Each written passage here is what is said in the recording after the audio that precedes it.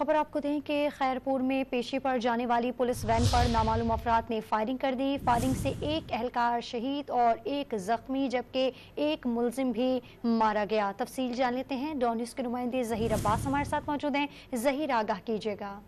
जी बिल्कुल, खैरपुर के करीब टंडो मस्ती के करीब खैरपुर की स्टेशन कोर्ट पर आने वाले कैदी पुलिस पार्टी पर नामालूम मुसल्लह अफराद ने हमला करके फायरिंग कर दी, जिसमें एक कैदी अली मोहम्मद मरी और एक पुलिस एहलकार इसमें जहाँ बक हो चुके हैं, जबकि एक एहलकार इसमें जख्मी भी है। बताया जा रहा है कि मरी बिरादरी के दो ग्रुपों में मुसलसल रिश्तेदारी के तनाज़े पर ये मामला हुआ है और ये मुसल्लह अफराद ने फायरिंग की है, जिस पर अपने जो देरीना दुश्मन थे उसको भी कत्ल किया है, जबकि पुलिस एहलकार इसमें एक शहीद हुआ है।